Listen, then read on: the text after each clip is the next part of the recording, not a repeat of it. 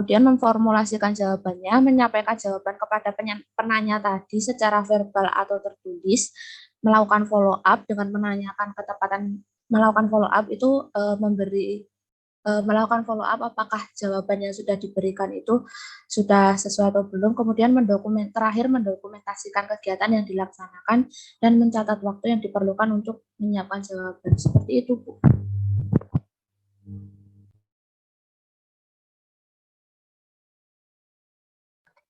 Terima kasih Mbak Desi atas sharingnya.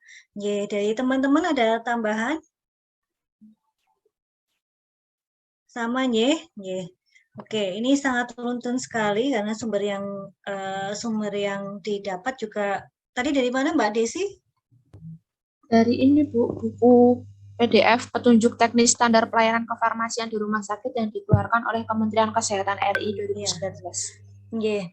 Jadi teman-teman ingin saya sampaikan di sini, apabila kita mengambil dari sumber yang kredibel seperti punya Kemenkes yang disampaikan oleh Mbak Desi ini, itu kan terlihat ya bahwa yang disampaikan itu sangat runtun gitu, sangat runtun. Bahkan di Kemenkes kadang ada SOP-nya. Ya, ini adalah terima kasih sekali ya Mbak Desi atas sharingnya. Ini menandakan bahwa apabila adik-adik mengambil dari sumber yang kredibel, otomatis yang disampaikan itu akan runut seperti itu. Karena kalau dari Kemenkes contohnya, itu sudah ada yang namanya badan atau komite yang menyusun suatu artikel atau suatu petunjuk ataupun suatu SOP seperti itu. Jadi biasanya yang duduk di sana adalah memang praktisi di bidangnya atau ahli di bidangnya yang berkumpul menjadi satu untuk menyusun sesuatu hal yang mudah gitu, istilahnya seperti itu, dan runut dan sistematis. Nah, terima kasih Mbak Desi atas sharingnya. Nah, ini kurang lebih yang sederhana yang kalau boleh saya rangkumkan dari Mbak Desi tadi, itu pertama adalah dari pertanyaan ya Mbak Desi ya, kita harus tahu yang pertanyaannya apa. Nah, pertanyaannya itu kita harus klasifikasi ya, penanyanya apa, pertanyaannya apa, karena kita nanti akan mengidentifikasi sejauh mana sih urgensi yang disampaikan oleh Mbak Desi tadi. Urgensinya sejauh mana penanyanya. Jadi gini adik-adik sebagai bayangan. Contohnya di Rumah Sakit Dr. Sutomo, adik-adik bisa duduk di PIO. Jadi PIO itu ada suatu unit sendiri atau tergabung di dalam instalasi farmasi. Secara umum, kebanyakan tidak ada unit PIO terpisah dari instalasi farmasi. Jadi PIO itu kebanyakan rumah sakit itu melekat dari pelayanan yang dilakukan oleh instalasi farmasi. Seperti itu. Jadi begitu kita menyerahkan obat, otomatis langsung ada PIO di sana. Nah, PIO itu kalau di yang seperti itu kadang yang kita PIO itu diberikan pada pasien yang mendapatkan obat, kurang lebih demikian ya, cenderungnya demikian. Nah, kalau di Sutomo itu berbeda adik-adik. Di Rumah Sakit Dr. Sutomo itu ada memang benar-benar unit pusat informasi obat. Nah, di sana itu ada apoteker yang duduk di sana, yang bergantian ya secara shift-nya. Dan itu yang bertanya itu banyak orang, tidak hanya pasien gitu ya. Tapi ada juga dia bisa berperan aktif ataupun pasif. Kalau secara pasif itu yaitu datang selain dari pasien, bisa datang dokter, perawat, atau bahkan mahasiswa. Ya, mahasiswa yang memanfaatkan banyak itu mahasiswa yang memang praktek di rumah sakit tersebut, baik mahasiswa kedokteran, kebidanan, keperawatan, nah gitu ya. Terus kemudian ataupun mahasiswa dari farmasi sendiri. Nah, itu kan kita akan klasifikasi ya. Nah, ini yang dikatakan Mbak Desi tadi, kok bisa ada urgensi? Kalau yang nanya klinisi dan memang untuk kebutuhan pasien saat ini yang dirawat, ya harus kita jawab segera. Tapi kalau yang nanya mahasiswa gitu ya, untuk keperluan mungkin paper yang harus mereka rangkumkan dan sebagainya, ya bisalah gitu kita berikan dengan waktu yang tidak harus segera kan gitu ya, seperti itu. Cuman harus ada standar waktunya.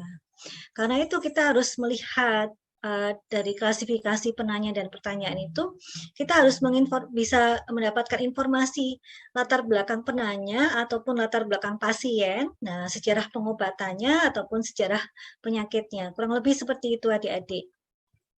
Nah, untuk klasifikasi pertanyaan tadi, itu selain kita melihat urgensi, itu juga bisa kita nanti kategorikan gitu ya. Jadi nanti adik-adik akan lihat ada kategori pertanyaan. Nah, pertanyaan itu akan kita kategorikan dan nanti kita akan filing. Jadi apapun yang sudah kita lakukan itu harus di filing adik-adik. Tujuannya apa? Apabila ada pertanyaan yang serupa, kita akan cepat. Seperti itu. Nah, ini akan kalau boleh izin saya menyampaikan. Ntar dulu. Oke, ini dari Pio dari Rumah Sakit Dr. Sutomo ya adik-adik. Ini kurang lebih kalau boleh saya besarkan kurang lebih seperti ini adik-adik. Ini adalah formulir permohonan informasi obat adik-adik sekalian. Nanti akan beda untuk yang untuk pasien ya, untuk pasien agak sedikit berbeda. Ini untuk pasien rasanya. Ya, ini untuk Pio ya, Pio selain untuk pasien. Ini adalah seperti ini adik-adik sekalian. Jadi biar adik-adik ada bayangan, jadi semua yang adik-adik lakukan itu harus terdokumentasikan. Itu ada namanya formulir permohonan informasi obat gitu. Jadi adik-adik kan tadi Mbak Desi juga menyampaikan kita harus klasifikasi pertanyaan, kemudian kita harus tahu urgensinya dan sebagainya. Di sini adik-adik akan melihat siapa sih yang bertanya, apakah pemohonnya siapa? Apakah dokter, farmasis, tenaga keperawatan, asisten apoteker, dan lain-lain. Bisa ditulis di sini, mahasiswa, dan sebagainya. Itu boleh adik-adik. Terus kemudian ditulis tentu nama pemohon, unit kerjanya apa. Nah, nomor telepon ini penting adik-adik. Karena ada beberapa hal, kadang kita kan tadi Mbak Desi juga menyampaikan bahwa kita harus melakukan penelusuran literatur, ya. Jadi itu ada yang cepat, ada yang tidak cepat kan gitu untuk secara proses. Nah, kenapa itu kita? Nah, itu kita perlu yang namanya telepon. Jadi kalau kita tidak bisa memberikan saat itu, maka kita bisa menyampaikan Bapak Ibu gitu ya, nanti atau dokter, nurse dan sebagainya itu akan kami sampaikan ya gitu. Mohon ditunggu di nomor telepon yang diberikan ini gitu. Bisa disampaikan seperti itu adik-adik.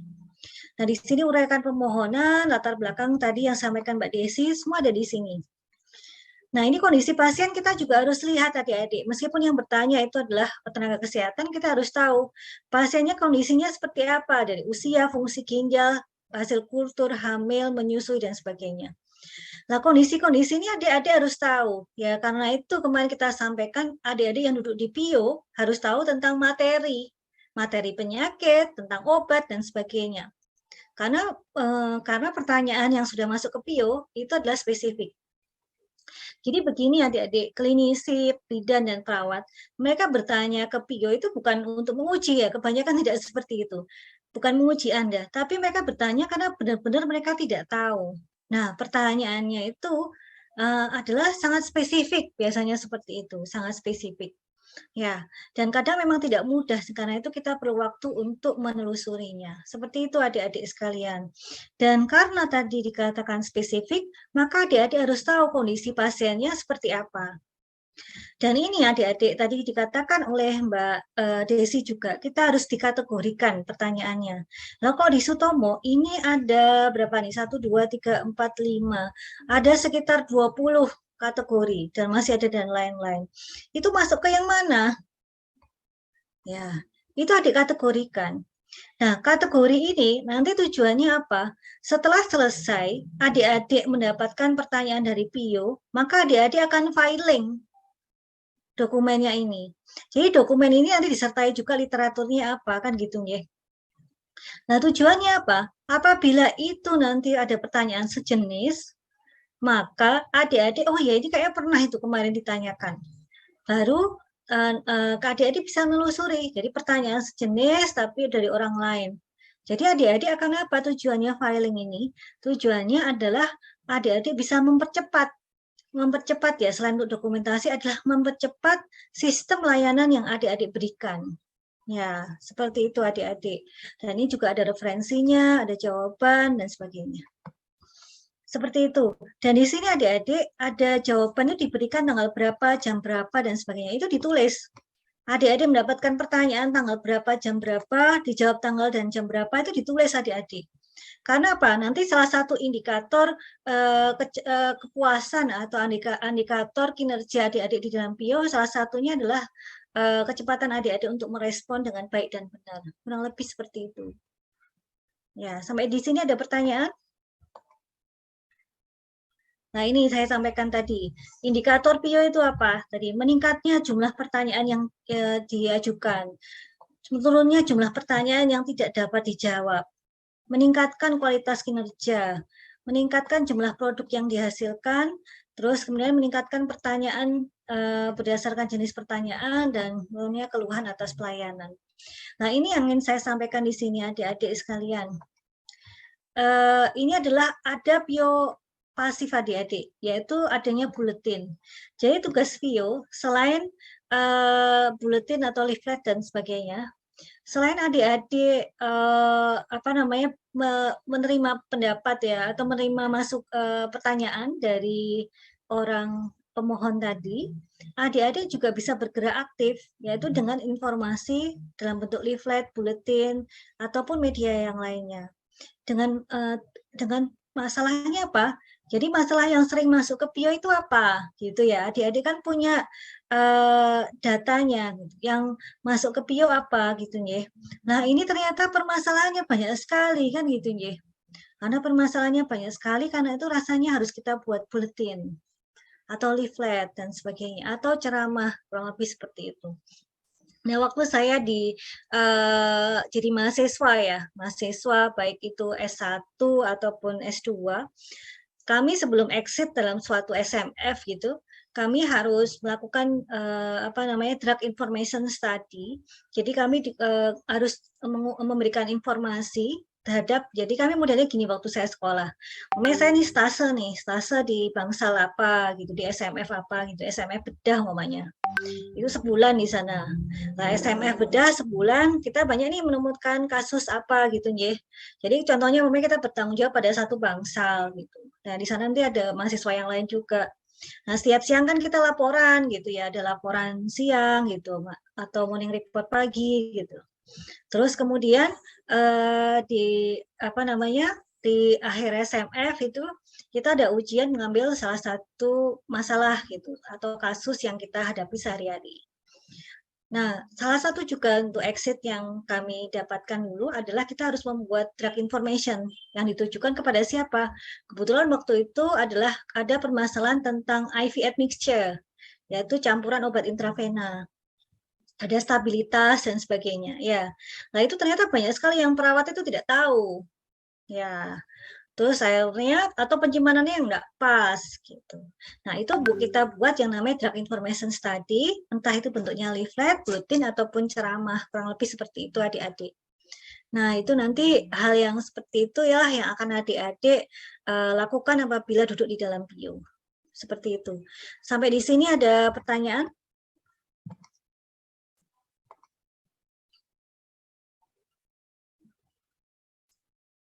Udah? Atau apa nih? Ayo, ada pertanyaan dulu? Ya, oke. Habis itu kita masuk lagi ya. Jadi kita sudah yang panjang lebar tadi baru ketiga ini ceritanya. Tadi juga Mbak Desi menyampaikan ada penelusuran literatur gitu. Kita kan harus melakukan searching literatur karena informasi yang kita berikan harus sesuatu yang kredibel. Nah, itu tadi caranya ada banyak gitu ya. Yang pertama adalah adik-adik harus tahu pertanyaan ini dikategorikan apa kan gitu. Nah, pertanyaan itu harus kita breakdown dalam suatu keyword. Nah, keywordnya itu harus kita masukkan dalam searching system kan gitu ya. Nah, kita pakai yang namanya Boolean Search atau Mestem atau apa, kurang lebih seperti itu yang akan diajarkan Bu Novita nanti. Dari situ, adik-adik juga akan bisa mengakses ke database. Dan database itu ada banyak ya, seperti Scopus, PubMed gitu, Science Direct gitu.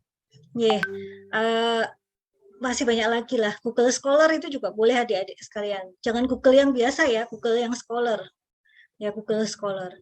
Nah, itu adik-adik bisa akses di sana, nanti akan menemukan literatur primer, tersier, ataupun sekunder.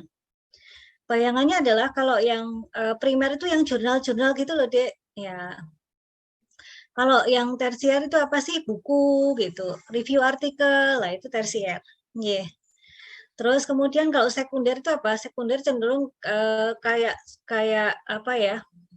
Ini ketemu PubMed tuh. Nah, ketemu PubMed ada list sekian banyak judul jurnal yang atau artikel yang sesuai dengan sistem Anda, dan di situ disertai ada abstrak dan sebagainya ya. Itu namanya sekunder. Seperti itu. Ya, itu akan dibahas oleh Mbak Bu Novita ya. Kurang lebih demikian adik-adik. Nah, adik-adik lanjutnya bisa melakukan respon dan tindak lanjut. Oke, sampai di sini ada pertanyaan? Ya. Ada, Bu. Apa? Belum ada. Oh ya. Ya tadi Mbak Desi juga mengatakan bahwa karena kita sudah lihat ya tadi ya, sudah lihat apa namanya formatnya seperti apa, formnya seperti apa, nanti adik-adik tahu apa yang harus diisi seperti apa. Ya, kurang lebih seperti itu. Ini tadi literatur, oke. Ini adik-adik, oh ini sudah ya, jadi ini primer ya. Primer itu adalah tadi artikel asli yang dipublikasikan penulis atau peneliti, atau informasi yang terdapat di dalamnya berupa hasil penelitian yang diterbitkan dalam suatu jurnal ilmiah. Itu yang namanya primer. Jadi hasil penelitian, kurang lebih seperti itu. Yang secara langsung, itu namanya primer. Terus kemudian kalau sekunder apa? Berupa sistem indeks yang umumnya berupa kumpulan abstrak dari berbagai artikel jurnal. Contohnya apa? Contohnya adalah Cochrane, PubMed, dan sebagainya. Ya, jadi kumpulan abstrak dari berbagai artikel jurnal. Terus kemudian ada yang namanya tersier adik-adik sekalian. Nah, tersier itu bisa berupa buku teks atau database, kajian artikel, ya, pedoman praktis, review artikel, dan kurang lebih seperti itu. Nah, tersier ini contohnya adalah buku ya, baik AHFS, Drug Information Handbook, BNF, atau Martindale. Kenapa dikatakan tersier gitu? Karena itu buku ya, atau review artikel. Nah, kalau primer itu kan tahunnya benar-benar yang terbaru. Nah, kalau kita bikin buku keluaran tahun 2022 aja, kita pasti bikin buku itu tidak mudah, paling tidak setahun lah gitu. Karena kita harus melakukan sistematika searching gitu, menulis gitu ya, cek plagiarisme dan sebagainya. Proses editing, proses publish kurang lebih setahun lah.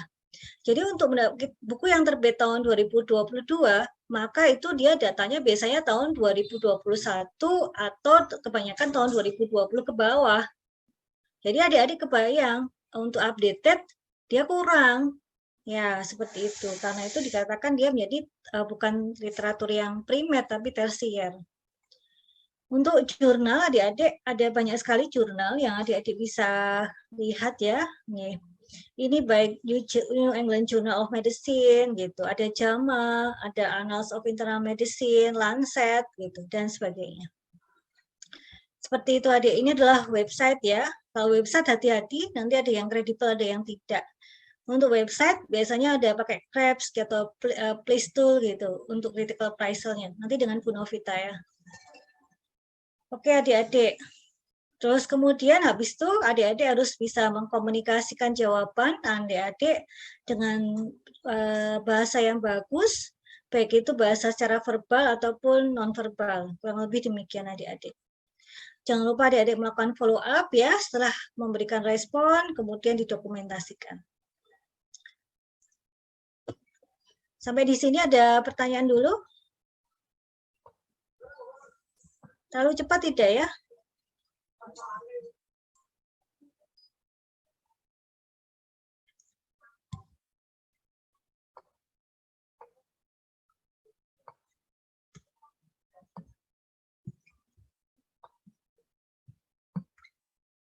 Ada pertanyaan sampai di sini adik-adik?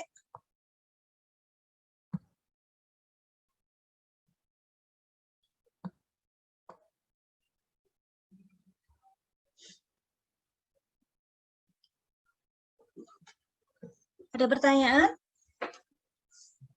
Nah, tadi kan kita sudah melihat sekilas tuh dokumentasi untuk yang untuk non pasien pemohonnya seperti dokter, perawat dan sebagainya.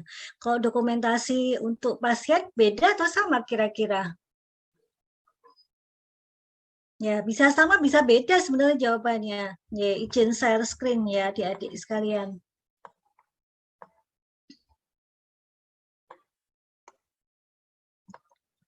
Oke, ini adalah dokumentasi untuk sebenarnya mana aja boleh ya, ini tergantung dari ininya. Kok ini bertambah nggak jelas ya? Maaf ya. Eh, jadi inti adalah formulir pelayanan informasi obat, hampir sama, tapi ini untuk pasien ya adik-adik ya. Ini adalah permohonan siapa, data pemohon siapa, uraian permohonan, latar belakang, dan sebagainya. Tetap kita klasifikasikan juga adik-adik. Ya.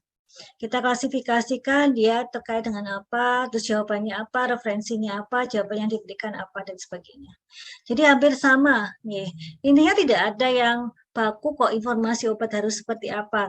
Nanti tergantung kebutuhan dari center tempat pelayanan adik-adik bekerja. Kurang lebih seperti itu.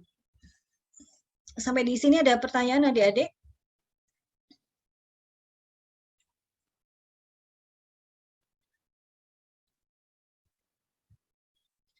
Oke.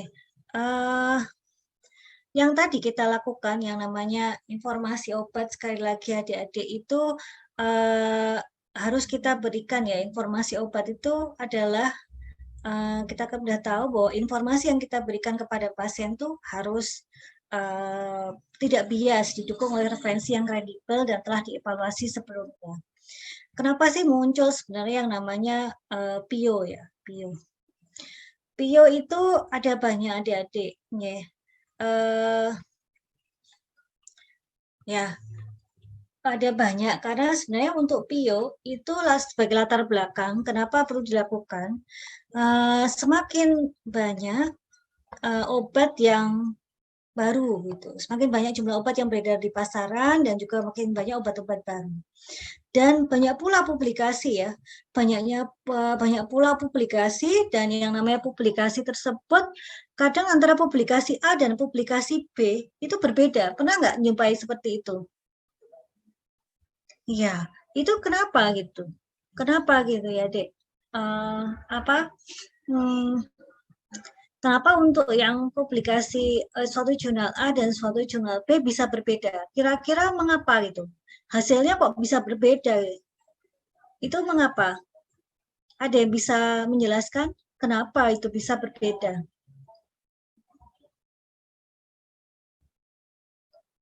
Kebayang nggak kenapa? Pernah nggak dengar yang namanya karakteristik pasien? Karakteristik pasien itu contohnya apa aja data yang termasuk dalam karakteristik pasien?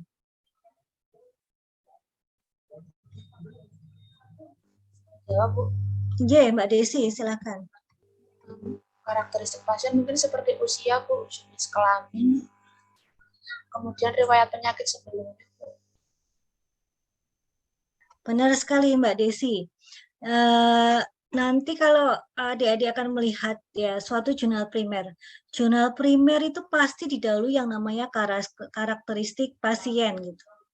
Karakteristik pasien itu tadi ada usia, jenis kelamin gitu ya. Terus kemudian komorbid gitu ya. Terus komorbid apakah pasiennya hipertensi, apakah ada diabetes mellitus gitu ya. Terus kemudian apakah ada autoimun gitu. Terus kemudian apakah ada konkomitan drug atau obat yang digunakan bersamaan. Seperti itu adik-adik sekalian. Jadi adik-adik kebayang. Contohnya gampang aja bahwa paracetamol secara umum jarang ya menimbulkan efek samping obat itu jarang gitu. Jadi ada satu jurnal dikatakan aman tidak timbul efek samping obat. Setelah kelihatan kita lihat yang namanya karakteristiknya tidak ada pasiennya yang menderita penyakit liver gitu ya. Terus kemudian ternyata kemudian kita lihat pasien di ada jurnal lain, ternyata paracetamol itu efek sampingnya frekuensinya besar. Ternyata kita lihat paracetamol itu digunakan pada pasien yang memang komorbidnya ada gangguan pada liver. Nah, itu kan datanya berbeda ya. Ya, datanya kan berbeda. Terus kemudian juga vitamin C gitu. Vitamin C kadang orang terjadi diare apabila dosisnya lebih dari 2 gram. Cuman ada beberapa referensi mengatakan 1 gram pun sudah diare. Nah itu kenapa? Ternyata fungsi ginjalnya pasien pada jurnal A dan jurnal B berbeda.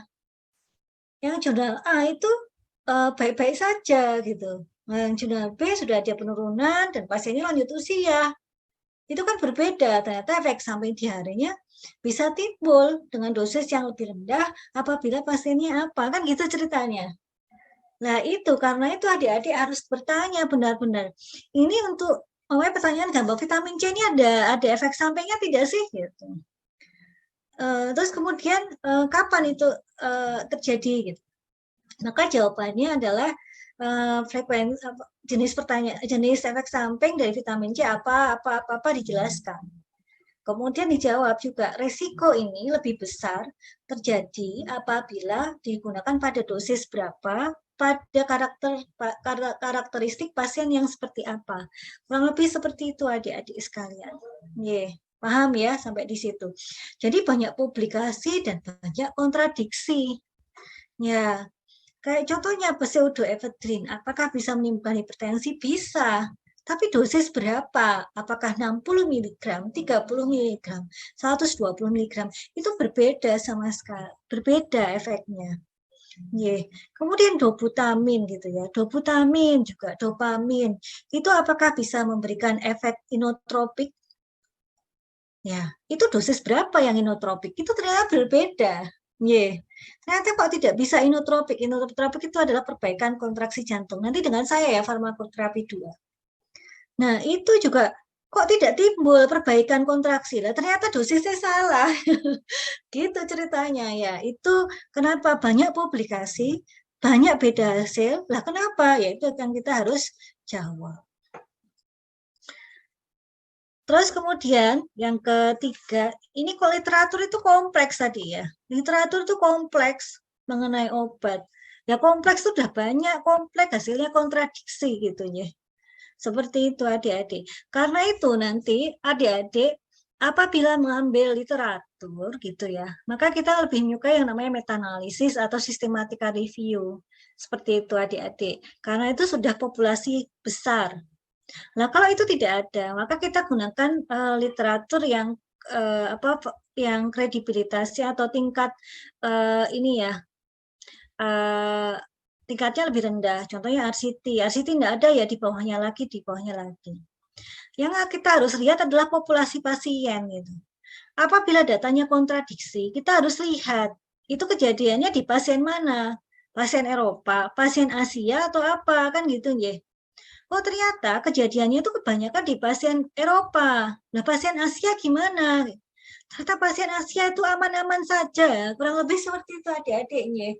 Atau resikonya lebih rendah.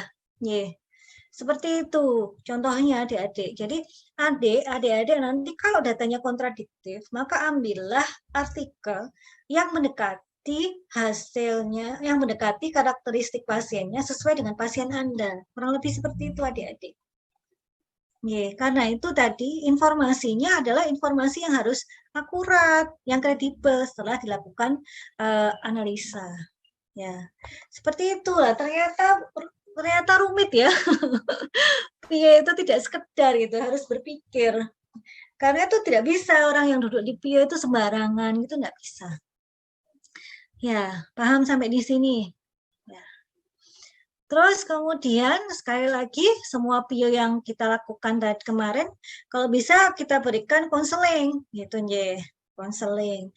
Karena kenapa? Kalau PIO saja kan hanya pemberian informasi gitu Kalau konseling itu ada upaya untuk kita mengintervensi atau kita melakukan suatu upaya supaya pasien patuh terhadap pengobatan, supaya kita bisa membantu perbaikan atau optimasi terapi. Jadi ada suatu upaya supaya pasien itu mengikuti instruksi kita. Jadi konseling itu tujuannya adalah pasien taat untuk mengikuti instruksi dari pengobatan supaya apa? Terapinya optimal, kualitas hidupnya baik, itu secara individu pasien. Nah, apabila ternyata ini dilakukan secara menyeluruh dari masyarakat, di dalam Kemenkes menyatakan apabila PIO dan konseling itu dilakukan secara menyeluruh, maka akan bisa meningkatkan kesejahteraan nasional. Kurang lebih seperti itu adik-adik secara garis besarnya. Ya, karena itu dari Kemenkes mengeluarkan bahwa PIO dan konseling itu memang harus dilakukan dan merupakan standar kompetensi apoteker. Ya, seperti itu adik-adik sekalian. Sampai di sini ada pertanyaan? Oke. Kalau tidak ada pertanyaan, ada. Monggo, Mbak Zakia. Ini Clara belum bisa masuk, belum bisa join Zoom, itu gimana? Siapa? Mbak Clara. Kenapa? Kok nggak bisa join, kenapa? Nggak tahu, katanya ada gangguan apa ini, nggak bisa dari tadi katanya. Oh, diklik ulang keluar, klik lagi bisa enggak? Nggak bisa masuk, Ibu, katanya. Nggak bisa masuk? Iya. Yang nggak bisa masuk Mbak Clara aja atau yang lainnya juga? Mbak Clara aja. Mbak Clara aja? Ya, gini aja, dicoba lagi. Saya nggak tahu gimana. Tadi tuh saya sudah nyoba juga punya saya ya. Hampir sama. Masalahnya ini ada yang WA saya, namanya Terensia Clara gitu ya. Problemnya adalah SSO-nya itu D. Mengenai problem yang SSO ya tanya Prodi ya. Saya ya nggak ngerti. Terus gimana saya? Ya udah, Bu. Oh, udah ada tulisannya something went wrong while you tried signing in with SSO. Kalau nggak pakai WNS gimana? Ini sudah saya di apa namanya tadi di setting sama Mas Anton, tidak perlu SSO. Coba suruh Clara ini sign in dengan email yang lain gimana? Iya, Bu, coba saya. Ya, tanpa sign in dengan email yang lain.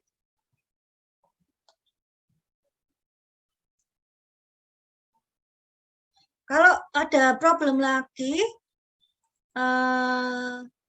terkait dengan SSO, langsung kontak Prodi ya. Karena kalau problemnya SSO saya juga tidak tahu.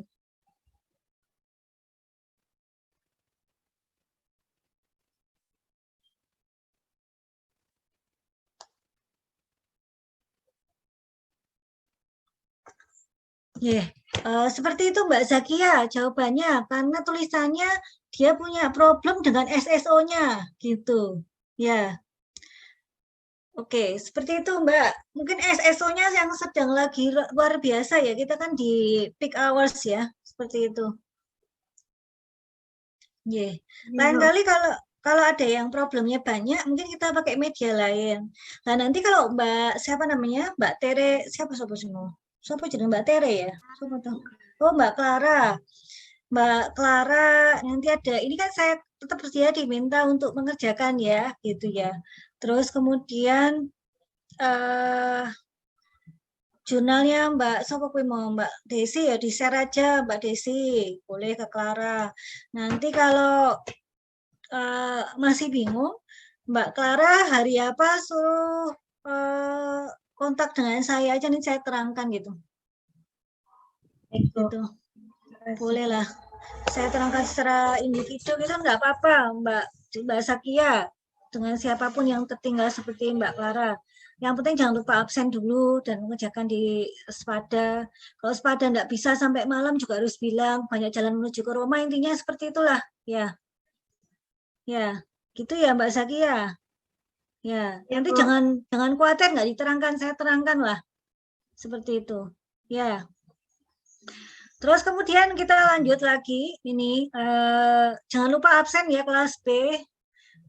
Lakukan assessment untuk pengetahuan dan keterampilan apa sih yang diperlukan dalam pelayanan PIO dan konseling. Ada yang ingin share tentang pendapatnya? Monggo, ditunggu sharingnya, Meniko. Kan sudah banyak yang mengerjakan ya. Silahkan. Mbak Zakia siapa? Mbak Zakia, temennya yang diminta tolong untuk share. Manut Mbak Zakia saya sekarang. Monggo. Syifa mungkin, Bu. Syifa Munifa. Siva Munifa. Oh ya, Mbak Siva Munifa. Ini apa namanya? Dapat dapat amanah yang luar biasa untuk sharing dari Mbak Zakia. Monggo, Mbak Siva ya, Mbak. Silakan. Ini mengenai pengetahuan dan keterampilan, Ibu. Ya, Mbak, sing nomor 2 ini loh, 2B. Atau nomor 3 di apa namanya Spada. Silakan Mbak Siva ya. Iya, Mbak. Mbak Mbak untuk Siva Munifa. Untuk pengetahuan dan keterampilan dalam penyampaian konseling dan bio yang diperlukan untuk pelayanannya itu, kalau menurut saya itu seorang apoteker harus memiliki pengetahuan mengenai obat-obatan atau kajian farmasetik. Sedangkan untuk keterampilannya itu yang paling penting adalah keterampilan untuk berkomunikasi dengan baik. Jadi dengan penyampaian informasi atau konseling yang baik, maka nanti untuk penggunaan obat pada pasien itu, obat secara rasional itu dapat tercapai, Bu. Sehingga nanti untuk keamanan pasiennya dan masyarakat itu bisa meningkat dan mengurangi hal-hal yang tidak diinginkan. Seperti itu, Bu. Oke, terima kasih Mbak Siva. Ada tambahan dari teman-teman yang lain. Siapa Mbak Zakia yang lagi semangat-semangatnya hari ini, Mbak Zakia? Arfa mungkin. Iya, Mbak Arta. Jangan marah sama Mbak Zakia loh ya. Habis ini jangan dimarahi loh ya, Mbak Zakia ini sangat luar biasa sekali ya, Ibu Kepala Suku ya. Monggo Mbak Arta. Oke, Bu. Kalau menurut saya hampir sama dengan pendapat Syifa itu tentang obat-obatan, terus juga kayak perlu untuk kayak memahami tentang obat itu supaya kayak misalnya untuk pengambilan keputusan klinis seperti itu. Terus juga harus kayak bisa nyari informasi yang valid dan terpercaya gitu. Terus untuk yang konseling itu juga harus bisa kayak menyampaikan dengan baik gitu, jangan membuat kayak pasien tambah panik, harus kayak dituntun dengan baik supaya kayak pengobatannya bisa optimal seperti itu, Bu. Terima kasih Mbak Arfa, sangat luar biasa semangatnya. Ada yang nambahi? Kurang satu? Ada lagi apa? Ada yang bisa? Ya, selain Mbak Arfa tadi sama Mbak Siva, ada lagi satu kemampuan farmasis yang duduk di PIO?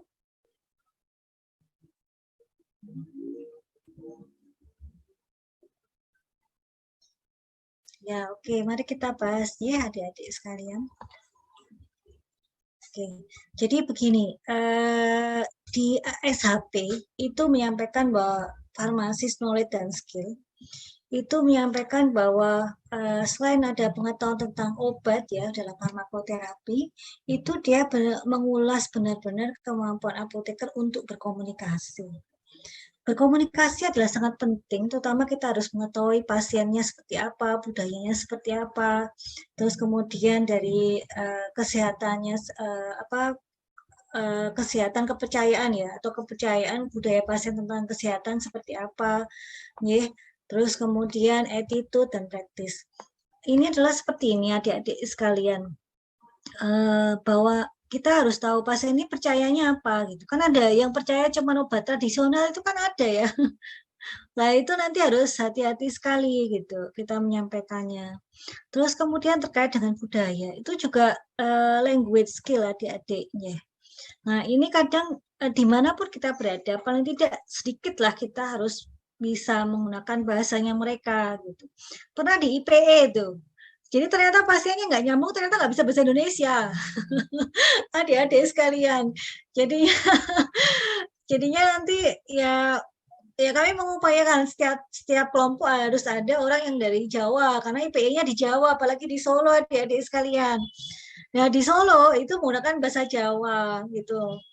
Nah bahasa Jawa aja zaman sekarang itu ternyata tidak semua anak yang tumbuh di Solo itu bisa bahasa Jawa gitu. Karena ternyata sehari-harinya menggunakan bahasa Indonesia, ya nggak sih? Gitu ternyata. Nah, pakai bahasa Jawa itu sangat sesuatu hal yang luar biasa bagi generasi yang sekarang. Apalagi yang bahasa Jawa itu layarnya banyak. Jadi maaf ya, kadang saya sering kalau sama orang tua kadang harus kromo alus atau kromo inggil gitu ya. Terus kemudian ada adik-adik yang namanya kromo lugur atau dan sebagainya. Itu penempatannya beda. Karena ada yang tuh IPE itu sama orang yang sangat tua dan memang terbiasa sekali dia menggunakan kromo alus. Nah, dia pernah sempat ada yang komplain anaknya nggak sopan, ternyata nggak sopannya itu karena pakai basa Jawa niki, basa Jawa sing lugu banget itu loh, Dek. Gitu ceritanya ya, jadinya mungkin bahasa campur boleh lah gitu. Jadi untuk beberapa hal memang bahasa Indonesia itu lebih aman. Ya sambil jalan lah, nanti kan masih akan praktek ya adik-adik. Jadi kita memang kita harus kembali pada local wisdom. Local wisdom itu termasuk bahasa. Nah kalau nggak bisa, nggak nyambung terus piye gitu ya. Jadi pernah dulu angkatan tahun 2000 berapa ya? 15 atau apa. Akhirnya membuat leaflet itu dalam bahasa Jawa. Nah, itu pernah. Jadi seru sekali. Itu leafletnya dalam bahasa Jawa. Gitu. Ternyata itu lebih menantang dari bahasa Indonesia. Ya, seperti itu adik-adik sekalian. Jadi kalau memang masyarakatnya demikian, bahasa Indonesia nggak ngerti, mau nggak mau bikin leaflet bahasa Jawa ya gimana? Lah daripada nggak nyambung, kayak gitu ya. Kurang lebih seperti itu. Jadi seru sekali. Dan waktu itu sempat akhirnya kita menyisipkan, karena yang tahun 2015 itu memang IPE-nya IPE langsung ya. Itu yang terakhir itu 2016. Yang 2015 apa 16-15 rasanya. Itu akhirnya kita juga ada salah satu waktu studi kasus yang terakhir kami minta ada kelompok yang menggunakan bahasa Jawa gitu. Ternyata teman-teman tuh lebih mahir dalam menggunakan bahasa Inggris daripada bahasa Jawa. Seperti itu adik-adik sekalian, ternyata sangat seru sekali. Ya, ini mungkin suatu hal yang sepele tapi ternyata sangat penting. Nah, ini di ASHP itu kayak ini ya, Asosiasi Farmasi Hospital di Amerika. Nah, di sini harus ada tadi kita selain tahu tentang budaya, kita harus tahu pasien feeling-nya gimana. Kemarin kita kan sudah belajar tuh ada beberapa state pasien. Nah, pasien dalam stage yang mana? Kita harus bisa menempatkan kira-kira yang kita sampaikan harus seperti apa, tergantung pada feeling atau state pasien saat itu. Nanti akan kita bahas lebih lanjut. Terus juga kalau bisa kita open-ended question. Ya, jadi kita sambil nanti jalan kira-kira, Bapak gimana keluhannya? Itu kan salah satu open-ended question ya. Ya, terus kemudian adik-adik harus lihat active listening. Nah, nanti kelihatan sekali ada yang memang benar-benar mendengarkan gitu ya secara non-verbalnya itu secara body language-nya, tatapannya, sikapnya itu kan kelihatan kalau mau mendengarkan sama ogah-ogahan kelihatan kan? Ya, seperti itu adik-adik. Itu juga akan dinilai sebenarnya kalau kita ketemu langsung. Maunya saya karena kita paling nggak sekali itu harus ada hibrid gitu adik-adik ceritanya seperti itu ya. Kita belajar nih sambil saya kan cuma ber-19.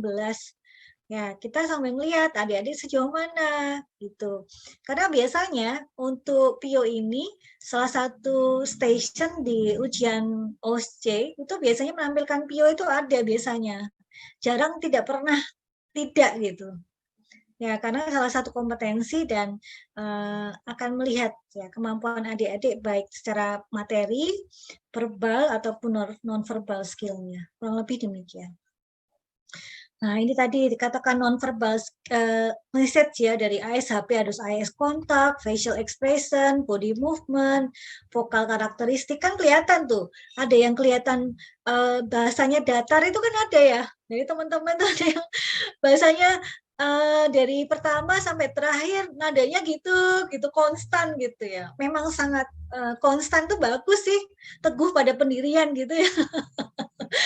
Tapi akhirnya ya iki piye gitu kan dari kita pasiennya kan harus beda. Oh pas vokal karakteristiknya, body movement, facial expression, eyes contact gitu. Ya, itu harus kelihatan gitu ya adik-adik.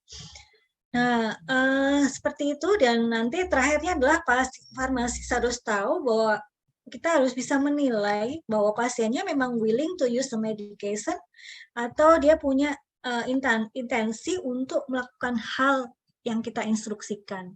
Itu ternyata kemampuan farmasis digarisbawahi demikian adik-adik sekalian. Nah, untuk saya sampaikan bahwa ini Oke, izin saya menyampaikan bahwa ada yang menyampaikan bahwa pengetahuan tentang materi ya, materi itu materi pengetahuan tentang penyakit dan obat-obatan atau drug terapi, non drug terapi dan penyakit itu adalah penting adik-adik, karena ini merupakan dari kemampuan daripada farmasi klinik. Izin saya tutup ininya ya, saya kecilkan karena saya mau mengambil ini adik-adik sekalian. Di sini aja. Jadi gini adik-adik, izin saya menyampaikan ini, bahwa ini adalah circle dari kemampuan seorang apoteker dalam farmasi klinik. Jadi PIO itu adalah bagian kecil dari farmasi klinik adik-adik sekalian. Jadi sebelum adik-adik melakukan yang namanya drug information skill ataupun counseling, seperti itu, ini adik-adik harus tahu gitu ya, tentang apa sih, tentang yang namanya pengetahuan tentang non-drug terapi gitu, terapi non-farmakologis, kan kurang lebih seperti itu ya. Terapi farmakologis ini kan kita pelajari waktu farmakoterapi, ya kan adik-adik. Terus kemudian tentang disease, farmakoterapi kita juga belajar tentang disease, tapi kita mungkin juga harus menyambung kuliah yang namanya fisiologi gitu ya. Terus kemudian data lab, itu juga harus kita tahu, data lab atau data klinis pasien, kita harus tahu adik-adik sekalian. Dan ini kita gunakan nanti untuk melakukan collecting data, ya, collecting data adik-adik. Dan ini juga akan kita gunakan untuk yang namanya drug information, pemberian informasi obat kepada pasien, dan kemampuan yang ini tadi semua ini tadi, itu juga akan kita gunakan dalam menjawab yang namanya respon. Ya, itu adik-adik sekalian. Jadi kita kembali lagi ke sini. Ini adalah pengetahuan tentang penyakit, drug terapi, non-drug terapi, data lab itu sangat diperlukan untuk adik-adik nanti untuk melakukan penggalian data dan juga untuk menjawab respon, kurang lebih seperti itu, atau memberikan respon. Nah, dalam melakukan yang namanya pengambilan data tadi untuk bertanya kepada pasien atau pemohon informasi, itu kita harus punya kemampuan komunikasi. Itu yang akan kita bahas dalam beberapa menit ke depan ya. Kalau tidak selesai ya minggu depan lah. Terus kemudian jadi komunikasi, adik-adik harus punya kemampuan verbal ataupun non-verbal, seperti itu. Nah, ini biasanya saya sampaikan sebelum ujian, biasanya, karena dulu sempat kita ujiannya lesan, jadi lebih seru ya. Ada lesannya, ada endaknya, tapi kalau enggak sempat ya, paling enggak pas terakhir kita bisa belajar. Adik-adik duduk di depan kaca. Adik-adik lihat diri adik sendiri, sudah senang enggak melihat adik-adik? Atau, ini kok flat banget ya, datar banget toh, gitu. Ya, atau adik-adik ngerekam lah, direkam aja kalau pas saat itu kan nggak kelihatan ya, direkam kan punya handphone ya direkam gitu. Terus kemudian direkam terus didengerin lagi atau dilihat lagi tuh ekspresinya datar apa enggak gitu. Udah kelihatan empatinya enggak kan gitu ya. Gitu. Terus kemudian secara tata bahasa gimana? Lihat empatinya enggak secara tata bahasa atau monoton gitu. Itu didengerin. Jadi kalau adik-adik punya teman kan lebih enak langsung mengkritisi gitu. Oke, jadi kalau temannya bilang udahlah bagus, itu namanya temannya nyebelin ya, nggak mau dengerin. Kalau teman yang bisa memberikan masukan lah, itu teman yang memang mensupport terhadap perbaikan. Nah, karena kita kadang PJJ, kadang susah terkait dengan hal tersebut, maka yaitu satu-satunya dilihat sendiri, direkam sendiri, dikritisi sendiri gitu. Udah bagus nggak? Seneng nggak kalau adik-adik ketemu dengan orang yang seperti itu gitu ceritanya. Ya, itu salah satu yang gampang untuk belajar secara komunikasi. Dan untuk dan komunikasi ini juga adik-adik, ini ternyata sesuatu hal yang sangat luar biasa untuk mahasiswa farmasi, dan terutama karena kita sering banyak di lab, itu yang kadang, jadi ada mahasiswa farmasi itu seringnya masuk kampus capek pulang gitu ya, terus keluar makan gitu, terus kemudian besoknya lagi berulang gitu terus gitu. Lupa yang namanya jalan-jalan gitu, lupa yang harus ngobrol bareng, lupa ternyata ngeteh bareng itu enak gitu, apalagi cari cilok gitu kan. Terus kemudian, nah itu apalagi PJJ ya, PJJ jarang ketemu orang dan sebagainya, itu kadang lupa. Nah ini kita asah lagi. Dan tadi yang terlupakan adik-adik, yang terakhir ya, ini adalah yang namanya teknologi informasi. Di farmasi UNS, di PSPA, nanti ada yang namanya Pharma IT adik-adik. Pharma IT itu adalah, memang ada farmasi yang duduk di dalam teknologi informasi ini ya. Itu dan juga disampaikan di mana ya, saya lupa. Oh ini, di teknologi information ini.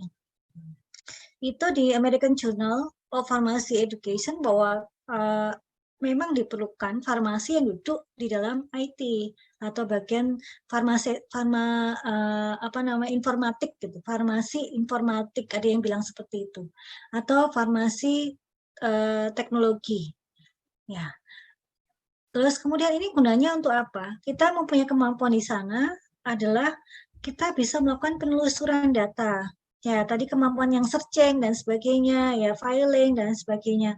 Itu tidak mudah adik-adik.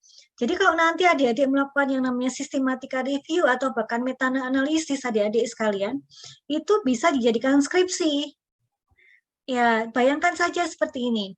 Kenapa sistematika review dan meta-analisis itu suatu yang tertinggi?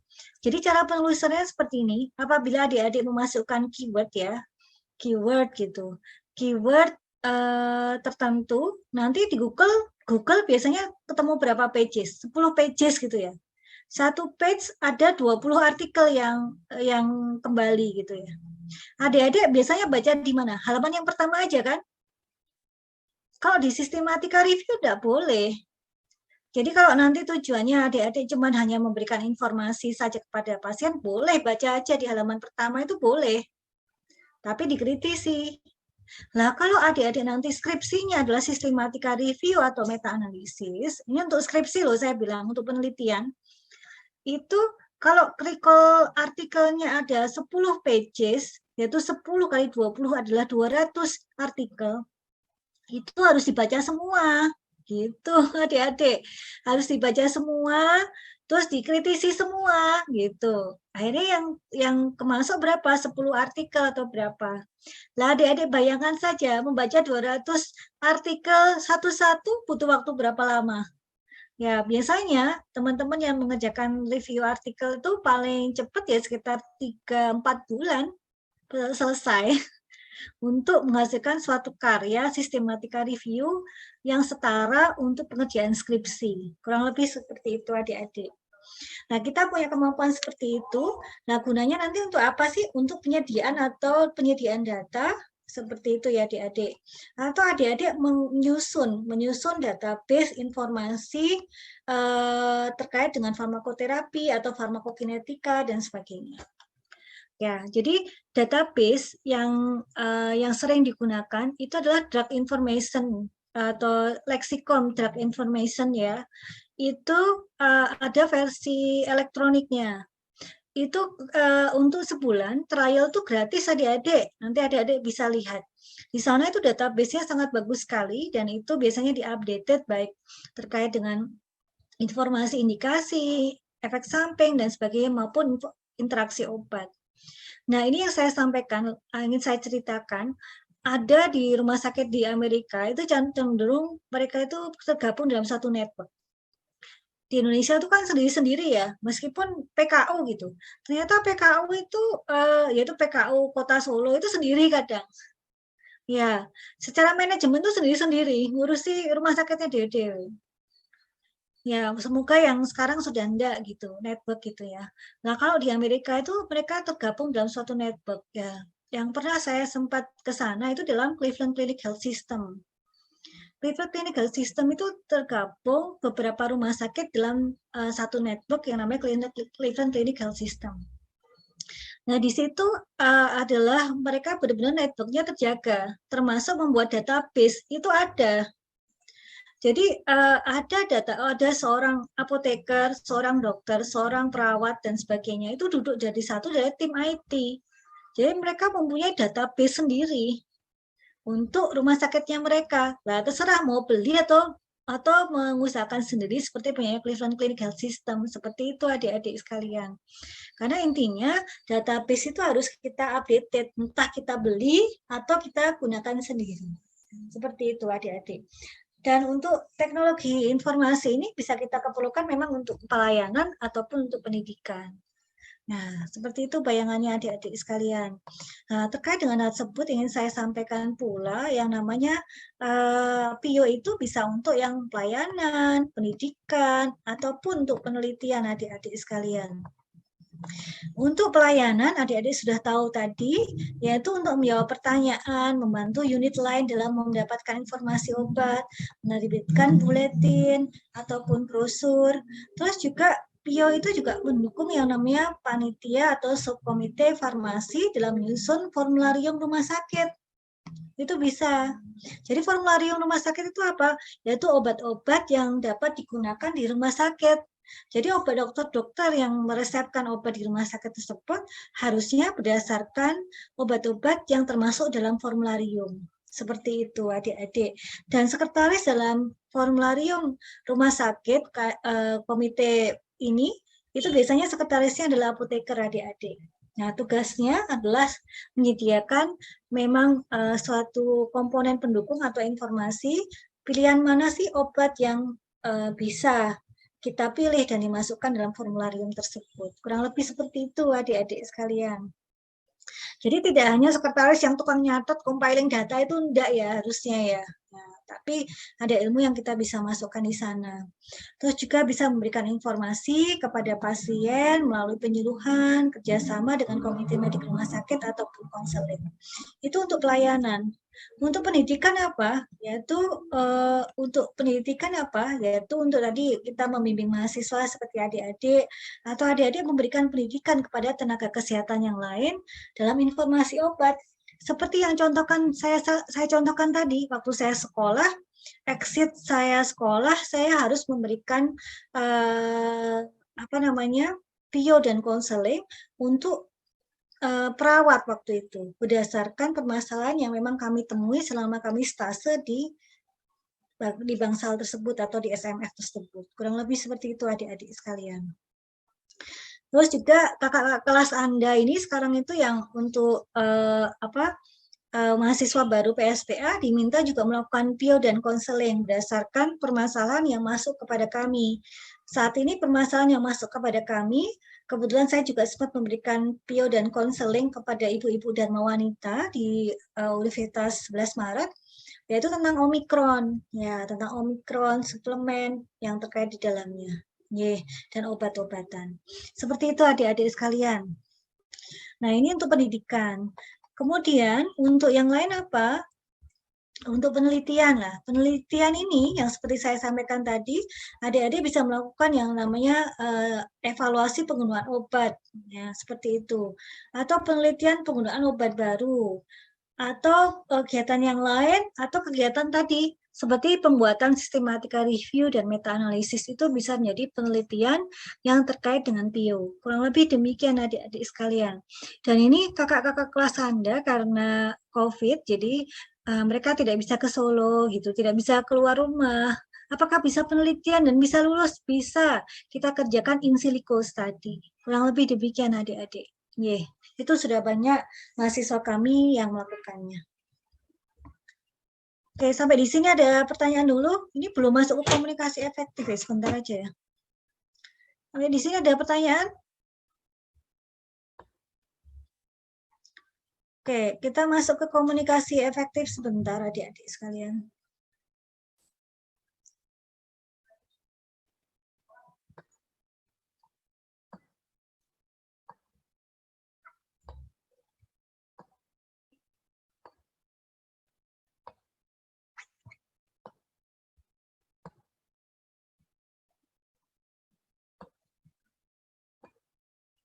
Izin share screen ya. Oke, apakah sudah terlihat adik-adik? Loh, terlihat nggak jadi ya? Kok hilang?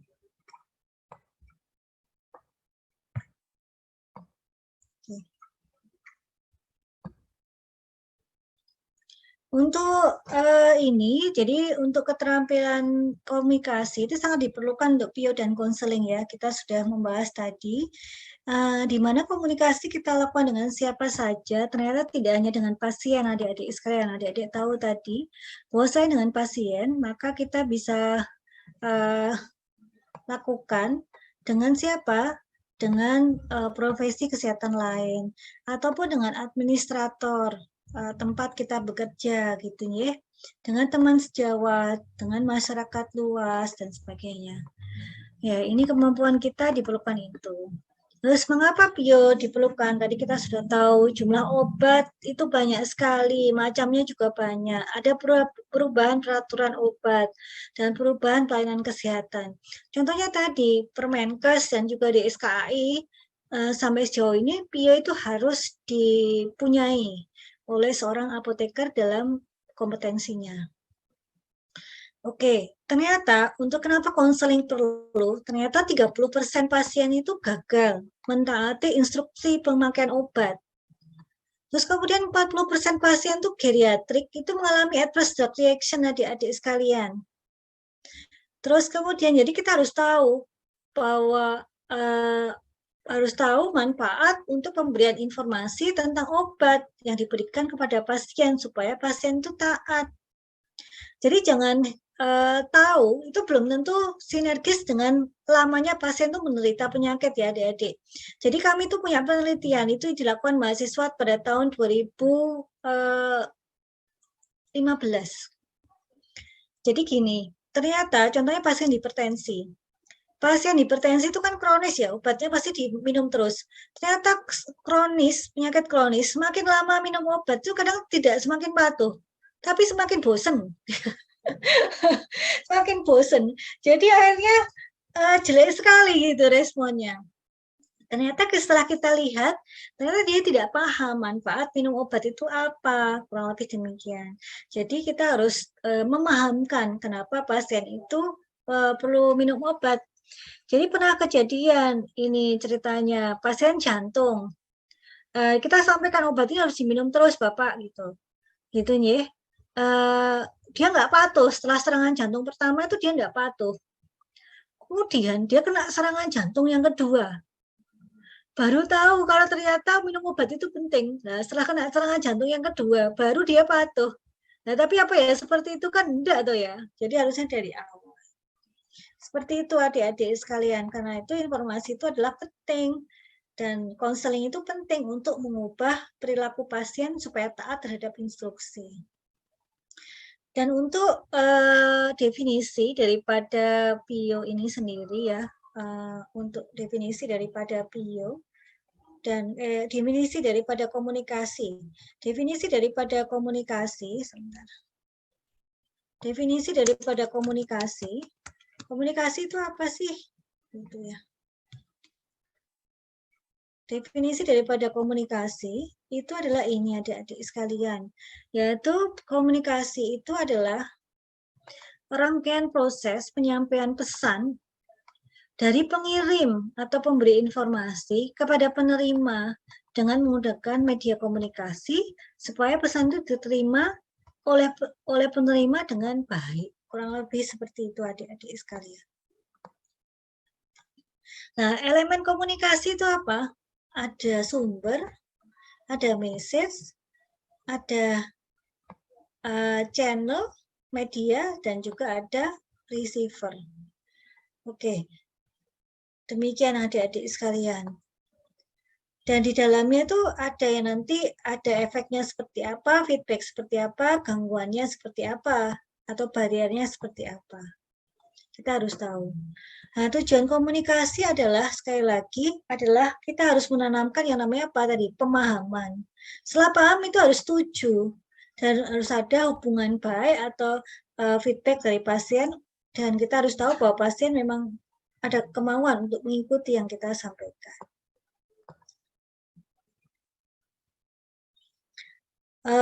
Pesan itu ada yang namanya verbal ataupun non-verbal gitu. Yaitu secara tatapan mata, ekspresi wajah, gerak isyarat, bahasa tubuh, jarak, nada suara, intonasi, cara berpakaian. Itu adalah non-verbal adik-adik sekalian. Nanti adik-adik juga harus lihat. Adik-adik kan kadang semangat sekali memberikan informasi obat gitu ya. Kadang adik-adik disuruh memberikan informasi obat 1 jam itu bisa. Nah, nanti kalau adik-adik pelayanan, apakah informasi diberikan 1 jam? Ya belum tentu gitu ya. Pertama, adik-adik umumnya kerja di rumah sakit gitu ya, atau di suatu klinik rawat jalan yang seharinya 1000 resep. Yang jaga satu shift-nya cuma berapa orang? 7 orang atau 10 orang di situ. Itu sudah termasuk apoteker yang AA gitu, yang bagian deplok dan juga kasir gitu ya. Seperti itu adik-adik sekalian. Adik-adik jam kerja jam berapa? Jam 8 pagi, pulang jam berapa? Jam 3 sore. Berarti berapa jam tuh? 8 pagi, 9, 10, 11, 12, 13, 14, 15, 7 jam kerja. Ya, termasuk absen ya 8 jam lah. Ya, 8 jam kerja, ada 1000 pasien, yang jaga cuma 7, jadi satu pasien berapa kan gitu. Jadi secara waktu tidak bisa itu memenuhi. Terus yang kedua, adik-adik juga harus lihat ekspresi pasien. Ada pasien yang memang waktunya santai gitu, waktunya dia memang sangat bersedia mendengarkan Anda. Dan juga ada juga yang pasien menunjukkan ekspresi wajah dia buru-buru kan ada ya. Ya harus terbaca gitu. Oh ini pasiennya buru-buru. Adik-adik harus tahu, harus peka. Kalau enggak nanti pasiennya jatuhnya marah, saya tuh buru-buru gitu. Sebentar toh Ibu, saya menerangkan. Nah, ternyata sebentarnya sampai 1 jam gitu. Nggak bisa juga ya. Jadi adik-adik harus tahu membaca situasinya seperti apa. Atau pasien yang menolak untuk diterangkan. Kita harus lihat seperti itu. Oh, Bapak Ibu mungkin bekerja di mana? Oh, ternyata dia itu perawat atau dia dokter gitu. Kan beda ya ceritanya, caranya menerangkan. Jadi kita harus tahu. Seperti itu adik-adik. Terus kemudian pesan yang baik, adik-adik harus bisa menyampaikan secara tulus. Gunakan informasi yang sederhana, tidak berbelit-belit. Harus singkat, padat gitu.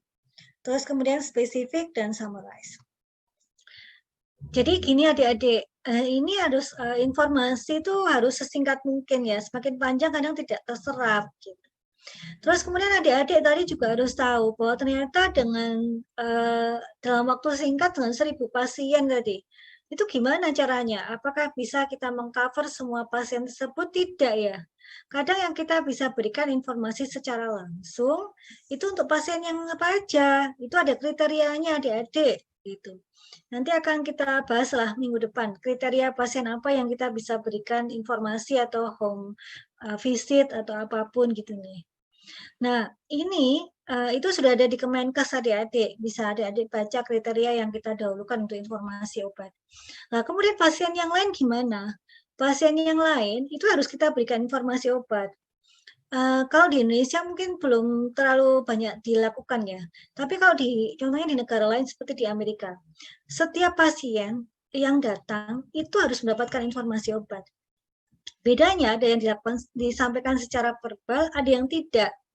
Yang verbal pun, kalau obatnya ada banyak, dia pilih benar-benar yang harus ditekankan. Nah, obat yang lain bagaimana? Atau pasien yang tidak termasuk kriteria harus diberikan bagaimana? Itu kita berikan yang namanya leaflet atau brosur informasi obat yang diberikan pada pasien. Jadi kebetulan waktu itu pernah saya lihat, memang kita mendapatkan resep gitu, dan kita bukan kategori pasien yang termasuk yang harus kita informasikan secara langsung. Nah itu kita kan selain mendapatkan obat, kita akan mendapatkan leaflet. Nah, leafletnya seperti apa? Itu adalah bisa di print di database.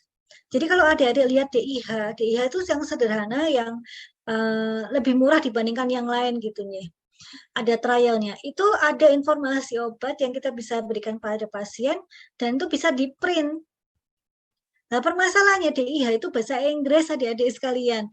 Nah, pasiennya di desa, bukan sih bahasa Inggris, bahasa Indonesia aja kadang nggak ngerti ya kan nggak bisa. Karena itu tadi di bagian depan farmasi itu bisa menjadi yang namanya farmasi informatik, yaitu penyedia informasi. Karena kita harus bisa mengcover informasi untuk semua obat yang akan kita layani gitu. Jadi adik-adik harus bisa sebenarnya harus bisa mempunyai leaflet untuk leaflet yang sederhana lah untuk obat-obat yang masuk di dalam formularium seperti itu. Ya, ternyata tugasnya banyak.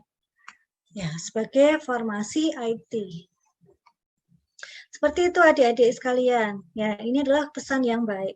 Ini nanti seperti itu adik-adik sekalian. Ada pertanyaan sampai di sini? Oke, ini dari mungkin sampai di sini dulu ya. Nanti minggu depan.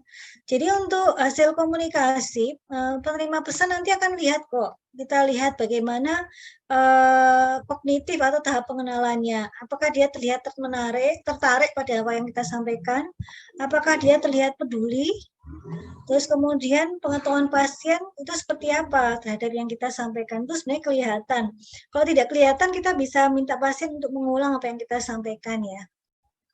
Kemudian afeksi. Tahapan pembentukan sikap, apakah pasien dia tertarik, ya, atau bagaimana? Terus kemudian aksinya pasien gimana? Apakah dia bisa diyakinkan atau bagaimana? Seperti itu. Itu adalah tahapannya. Dan sekali lagi tahapan pasien itu ternyata ada banyak sekali ya. Ini ada denial, anger, bargaining, depresi, dan acceptance. Ini adalah guidance. Jadi kalau pasien dalam tahap denial, itu farmasi harus bagaimana? Anger, itu farmasis harus bagaimana? Ini harus tahu adik-adik. Ya, seperti itu. Ya, demikian juga apabila sudah acceptance, itu lebih mudah lagi. Ya, seperti itu adik-adik sekalian. Itu dulu rasanya ya. Nah, ini masih banyak. Ini minggu depan nih. Kayaknya terlalu banyak nanti malah pusing adik-adik sekalian. Jadi nanti kita jelaskan lagi minggu depan bahwa adik-adik itu nanti harus tahu. Yang pertama tadi sudah disampaikan juga oleh Mbak Sopo jenengmu, Mbak siapa ya? Mbak Desi. Kita harus mulai dengan greeting, terus kemudian harus dengan percakapan, ya, kemudian penggunaan ya, atensi kita seperti apa, terus kemudian request atau respon terhadap pertanyaan kita bagaimana, non-verbal language-nya adalah seperti apa. Ini semua harus dimiliki oleh farmasi supaya menjalin kepercayaan dari pasien. Seperti itu. Nah, ini adalah barrier komunikasi adik-adik sekalian. Ya.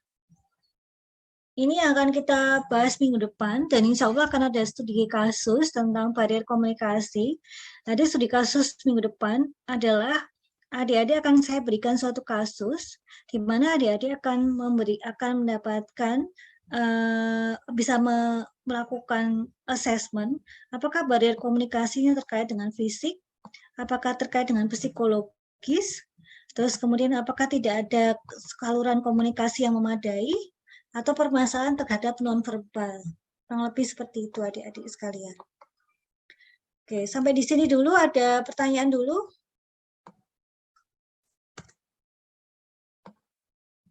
Ada pertanyaan kah?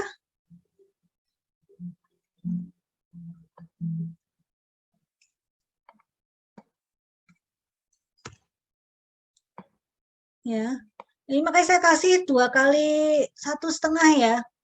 Kalau langsung 2 kali langsung kayaknya tidur semua nanti jatuhnya.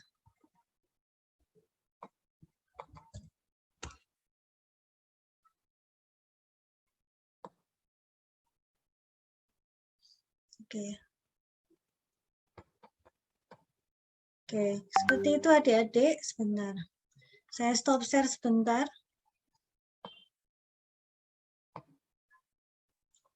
Oke, jadi kurang lebih kasusnya saya sedikit berikan saja supaya pencerahan untuk adik-adik. Tapi dikerjakannya adalah minggu depan.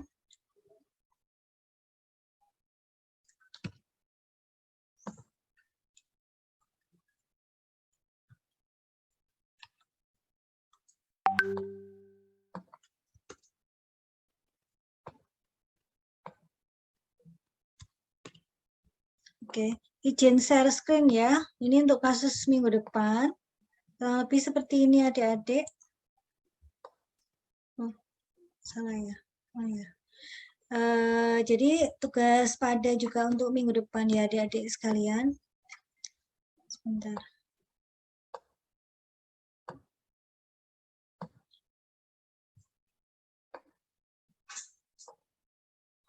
Oke, kasusnya kurang lebih seperti ini adik-adik. Mungkin akan ada kurang lebih ada pasien V, laki-laki 25 tahun dengan HIV/AIDS datang ke klinik untuk kontrol.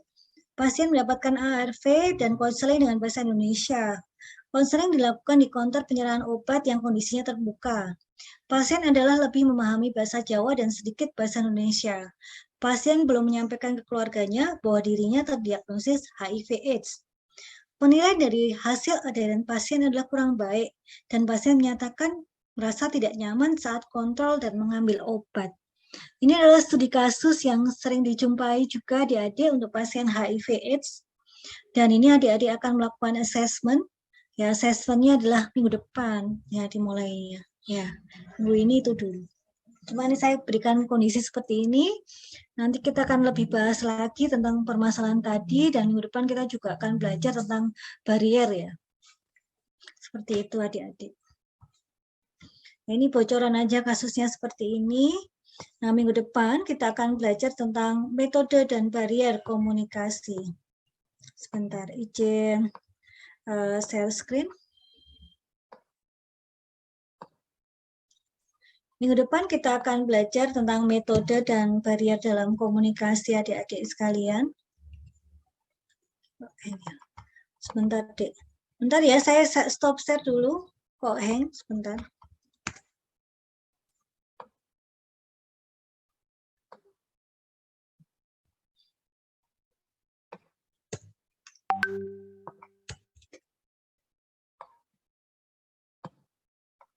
Oke, izin share screen kembali. Ya, minggu depan kita akan belajar lebih banyak tentang metode dan barier untuk PIO dan konseling adik-adik sekalian. Ya, seperti itu. Ya, tadi kita sudah banyak sekali belajar ya tentang hal tersebut. Ya, ini adalah kriteria pasien adik-adik ya. Kriteria pasien yang kita bisa lihat bahwa pasiennya itu terutama adalah penyakit kronis yang memerlukan perhatian khusus untuk penggunaan obat, interaksi obat ataupun efek samping obat. Pasien dengan terapi jangka panjang seperti TB, HIV, AIDS, DM, dan lain-lain. Pasien dengan risiko adalah pasien dengan usia 65 tahun atau lebih dengan kriteria pasien minum obat 6 jam atau lebih setiap harinya. Pasien minum obat 12 dosis atau lebih setiap harinya, dan pasien dengan 6 macam diagnosis atau lebih. Jadi minggu depan kita akan lebih banyak ke studi kasus. Ada beberapa pasien yang datang ke tempat Anda akan memprioritaskan pasien yang mana. Nah, kurang lebih seperti itu minggu depan. Ini hanya sekilas saja, pelajaran apa sih minggu depan yang akan adik-adik hadapi gitu. Ya, itu adik-adik.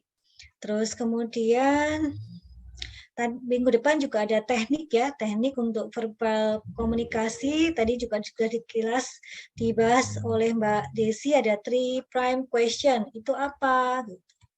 Nanti kita akan belajar minggu depan tentang 3 prime question. Terus juga pengumpulan data. Kalau pengumpulan data itu secara sistematik itu apa aja? Ini ada metodenya adik-adik sekalian. Itu kita akan belajar minggu depan dan mulai memakai kasus yang spesifik gitu ya. Terus kemudian adik-adik juga ini adalah tentang checklist konseling.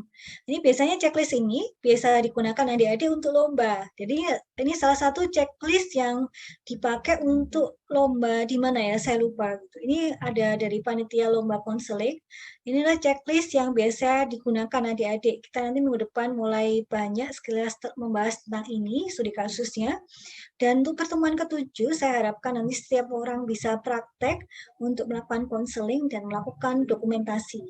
Gitu, seperti itu. Kalau bisa sih pertemuan ke-7 kita lakukan di kampus gitu adik-adik, kalau yang berada di Solo gitu. Kalau bisa gitu ya.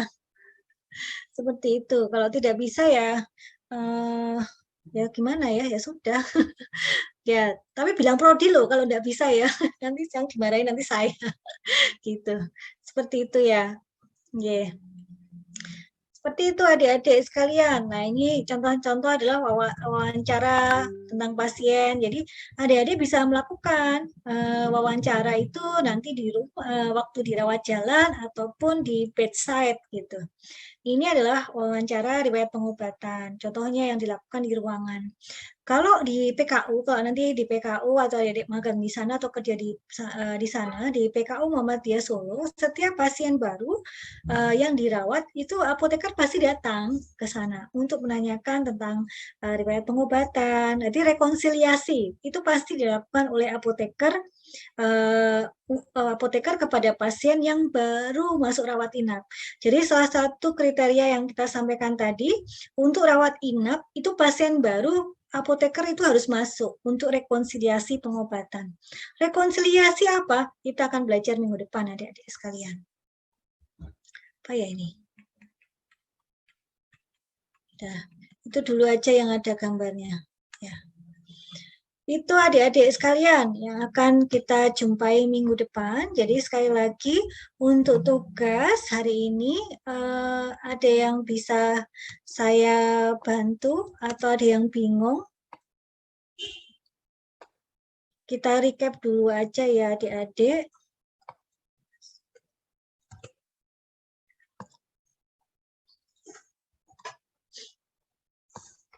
Oke, adik-adik sekalian, kita recap dulu. Bentar.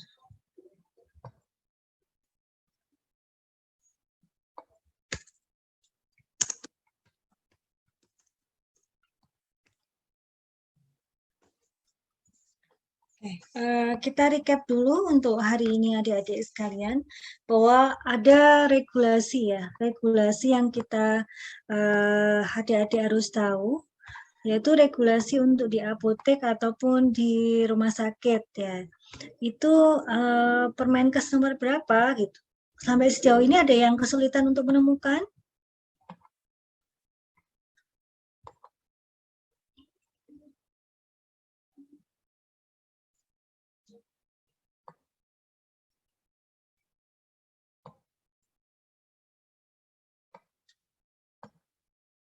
Ya, enggak ya?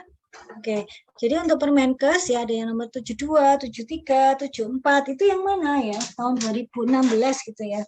Itu yang mana gitu? Yang rumah sakit yang mana? Yang apotek yang mana? Dan sebagainya. Jangan lupa ya, itu nanti di submit ya, Dek. Ya, di submit Permenkesnya. Jadi untuk bukti bahwa, maaf ya sebentar, bahwa adik-adik memang menemukan dan bisa disubmit di Spada. Kalau Spadanya susah untuk submit adik-adik sekalian, nanti diberitahukan kepada saya ya, nanti dikirimkan seperti itu kepada saya. Terus kemudian yang kedua terkait dengan tahapan gitu. Tahapan tadi ada banyak sekali, bisa dilihat di Kemenkes seperti Mbak Desi tadi ya. Intinya adalah ada pertanyaan, terus kemudian yang kedua dan ketiga kita harus tahu pemohonnya siapa, terus kemudian kita harus bisa klasifikasi pertanyaan, terus yang keempat kita penelusuran literatur, yang kelima adalah kita berikan respon. Ya, kalau dilengkapi lagi kita harus bisa melakukan feedback atau lakukan dokumentasi. Tapi paling tidak 5 tahapan tadi harus ada di jawaban Anda, kurang lebih seperti itu. Dan sumbernya adalah sumber yang kredibel seperti yang diberikan Mbak Desi tadi, ada Mbak Siva, ya. Mbak siapa lagi tadi, Mbak Arfa, Mbak Zakia, dan sebagainya. Terus kemudian yang ketiga adalah apa sih keterampilan dan pengetahuan yang diperlukan farmasi dalam PIO dan konseling. Itu adalah yang pertama tadi terkait dengan materi, yaitu materi tentang penyakit, drug terapi ataupun non-drug terapi. Seperti itu. Kalau mau ditulis ilmunya boleh, ilmu farmakoterapi, fisiologi, dan sebagainya mau diterangkan juga enggak apa-apa.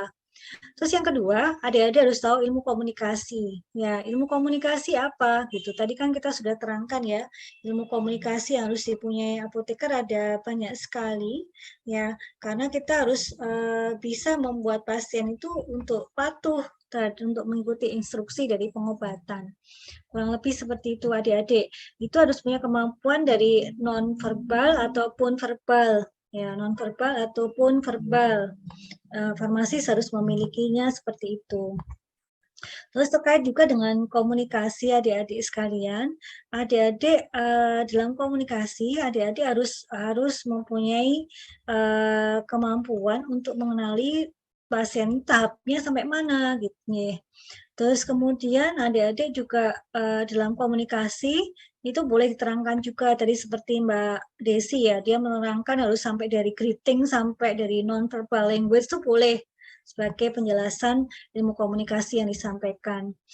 Terus kemudian yang ketiga itu adalah sebagai farmasi informatik atau farmasi teknologi informatik.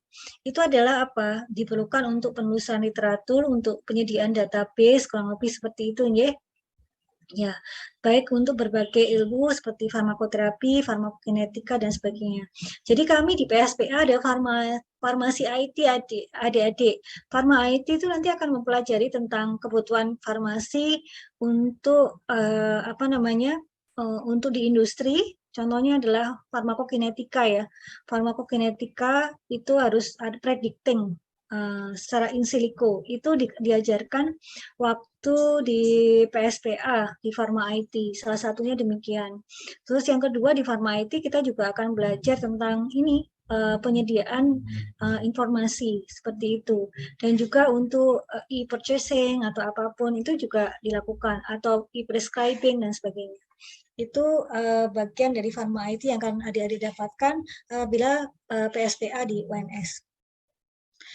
Seperti itu untuk tugas hari ini, dan minggu depan jangan lupa untuk absen ya adik-adik sekalian. Untuk minggu depan adalah kita akan belajar tentang lanjutan hari ini tentang konseling dan juga membahas apa yang kita kerjakan, dan kita juga akan belajar lebih lanjut tentang metode komunikasi yang baik dan juga tentang barrier apa yang akan kita temui, dan kita harus bisa mengassessmentnya, dan kita juga harus ada plan. Jadi minggu depan studi kasusnya tidak sampai assessment, tapi sampai plan apa yang adik-adik lakukan. Kurang lebih seperti itu.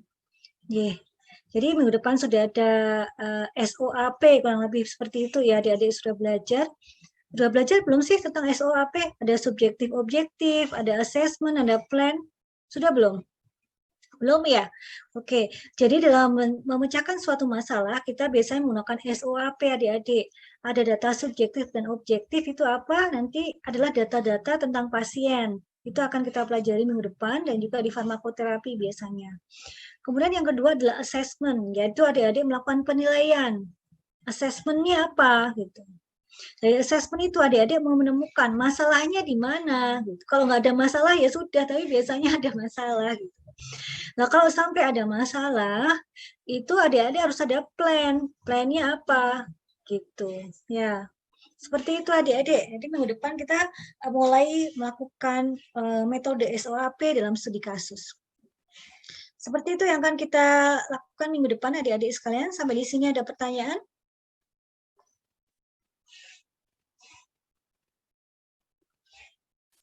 Oke, jika tidak, maka kita akhiri kuliah hari ini. Selamat sore. Assalamualaikum warahmatullahi wabarakatuh. Selamat sore, semoga bisa memberikan manfaat bagi